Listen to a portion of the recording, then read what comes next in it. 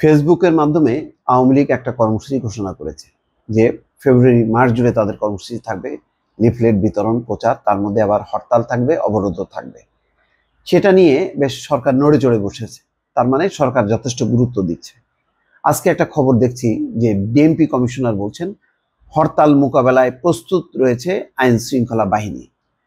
ঠিক আগে যেমন বিএনপির কোনো কর্মসূচি হলেই পুলিশ কর্মকর্তারা যেভাবে বলতেন, এখন তেমনটাই বলছেন। কিন্তু আসলে কি আওয়ামী লীগে তেমন কোনো প্রস্তুতি আছে? এর আগে তো তারা ঘোষণা করেছিল সেই নূর হোসেন দিবস উপলক্ষে 10ই নভেম্বর। কিছুই না, এটা একটা হাস্যকর বিষয় ছিল। কিছু নিরীহ লোকজন মানে হ্যারাস হলো এবং সবগুলো রাজনৈতিক দল তখন মাঠে নামলো। অন্তত আওয়ামী লীগের ব্যাপারে সেই কিছু বলে না যে কিছু পাখি আছে যারা নিজেরা সারাক্ষণ ঝগড়া করে, কিন্তু শত্রু আসলে একেবারে মানে তারা ঝাঁপায় পড়ে।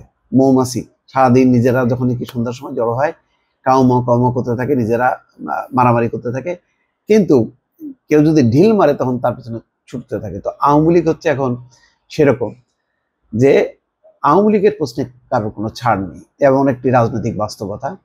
এবং আওয়ামী লীগকে পুঁজি করেই কে কত বিরোধী।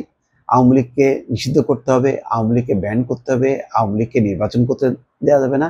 অর্থাৎ আওয়ামী লীগ বিরোধী একটি ভূমিকা রেখে তারা হিরো হইতে চায় বা রাজনৈতিক সুবিধা নিতে চায়, এরকম একটা প্রস্তুতি দেখলাম চলছে। যেমন বিএনপিকে কেউ বলার চেষ্টা করছেন যে তারা চায় যে আওয়ামী লীগ আসুক। বিএনপি বলছে না, আমরা তো চাবো কেন। আওয়ামী লীগকে দলগতভাবে নিষিদ্ধ করা বা তাদেরকে করা, তারা তাদের ট্রাইব্যুনাল যখন করে তখন সেই আইনের ধারা থেকে বাদ দিল কেন? এটা সালাউদ্দিন আহমেদ কিন্তু বলেছে।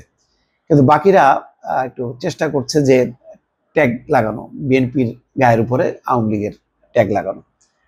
তো এরকম অবস্থার মধ্যে আওয়ামী লীগ একটা কর্মসূচি ঘোষণা করেছে, তাও ফেসবুকে, এবং বলা হচ্ছে যে আওয়ামী লীগ অনলাইনে সোচ্চার হবে এবং অনলাইন ভিত্তিক কার্যক্রমে জোরদার হবে। আর স্থানীয় পর্যায়ে টুকটাক ওই যে 5 মিনিটের ঝটিকা মিছিল চট্টগ্রামে যেমন করলো, তারপরে মাদারীপুরের দেয়ালে দেয়ালে গ্রাফিতি, শেখ হাসিনার উপরই আস্থা, তারপরে আওয়ামী লীগ আরো শক্তিশালী রূপে ফিরে আসছে, এই সমস্তগুলো মানে যত কাব্যিক শব্দ ব্যবহার করা যায়, বক্তব্য রাখা যায়, সেই বিষয়গুলি আসছে। আসলে এগুলি বৈষম্য বিরোধী ছাত্র আন্দোলনই এগুলি সামনে এনেছে।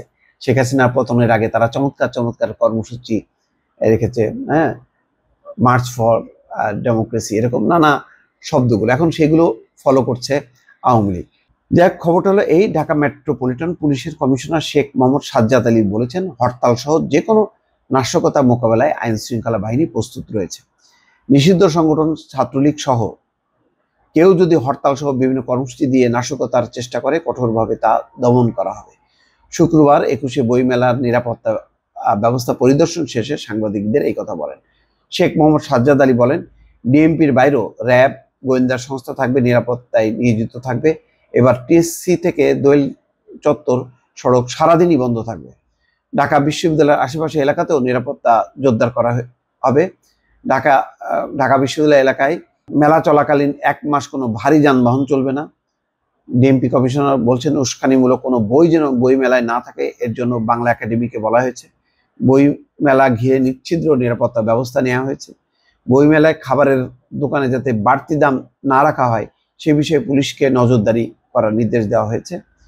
চলমান সব আন্দোলন নিয়ে সাজ্জাদ আলী বলেন, ছোট ছোট আন্দোলন করে রাস্তা বন্ধ করা উচিত নয়, পুলিশ কাউকে মারতেও চায় না।